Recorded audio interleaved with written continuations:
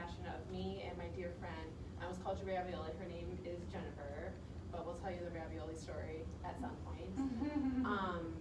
But yeah, thank you for stepping outside today and coming here. Maybe some of us are new to the space or we haven't seen each other in a while.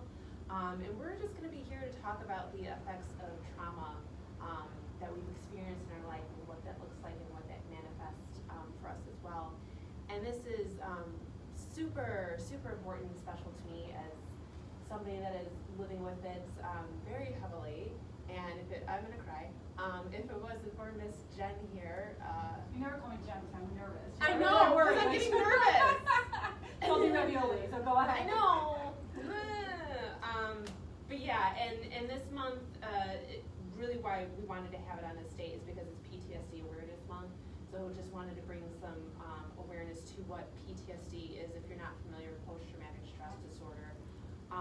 And it affects those, pretty much anybody. You don't have to be military. I think that's the association with PTSD is that, okay, well, because you served. When I tell people I have PTSD, they go, you served? No. So that almost lessens what I don't want to call it yeah, like what it is. And I had, I run a little Instagram account for my dog. He's being trained as a service dog for me. And I was looking up some pictures for things to explain PTSD because sometimes pictures are better, whatever. And this picture said things that cause PTSD, and it said stuff like, you know, a car accident or a divorce or things like that. Those actually don't cause PTSD. They trigger PTSD. You may have already an underlying anxiety disorder, such as OCD or anxiety, obviously. So just kind of keeping that in mind. I think sometimes too we get so scared that like, oh, I saw a car accident, must mean I have PTSD. It's definitely something to, you know, go to your doctor, talk about it, look at it, so you're not misdiagnosing yourself. And just really understanding it. I was diagnosed a little over a year ago, and I'm constantly studying it and learning more and more, and it is the best thing that you can do.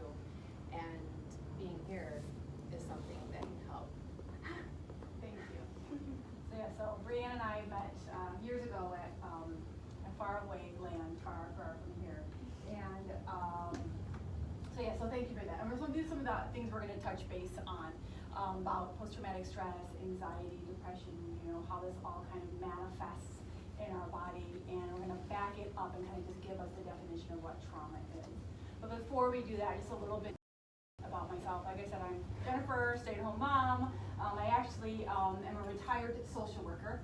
When I had my first daughter, I used to work in psychology, stayed home with my children, and then I got yoga certification, so I'm a 200-hour yoga certified. Well, and then in doing yoga, I as a trauma survivor myself. And so we're going to look at what I want you to leave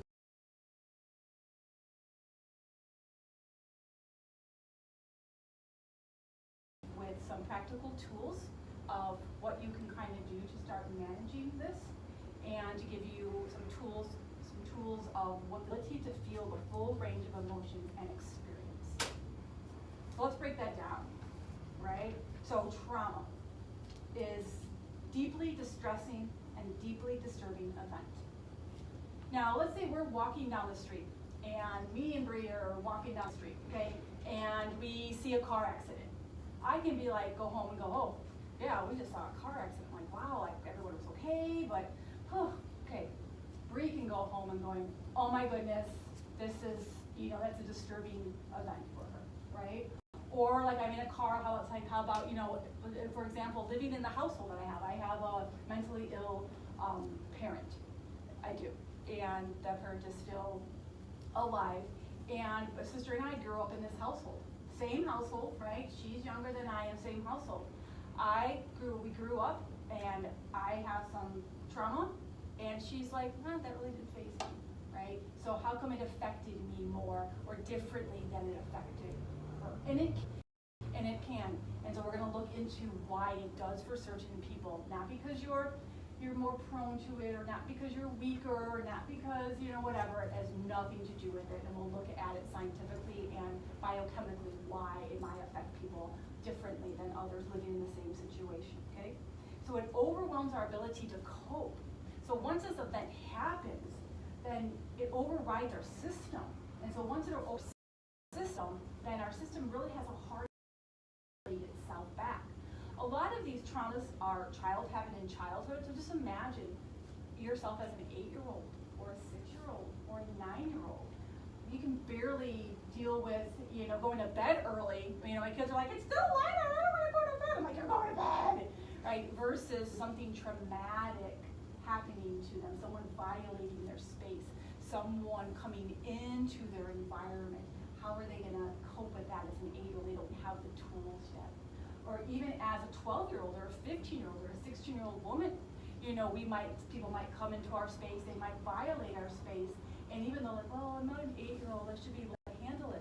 But were you given the tools as a 2-year-old, a 6-year-old, an 8-year-old, or a 12-year-old to learn how to have some techniques to cope when something comes up when you're 16? Majority of us don't, right? And so it all happened at different ages, and it's depending on when this occurred in your development, in your psychological development, and also your physical development, and how with your family members and how you grew up, how it all affects these ability to cope and not cope and to be overwhelmed. Okay? So trauma contains 3 common elements. Okay? It was unexpected. It's here right there for you. The person was unprepared, and there was nothing the person could do to stop it from happening. So those are the 3 kind of check marks, if you want to say if it was unexpected, the person was unprepared, and there was nothing that the person could do about it. Kind of like use the firefighters, right? Going into situations, okay? But nothing as horrific as 9/11 trauma, because it was under the magnitude of this trauma, this horror.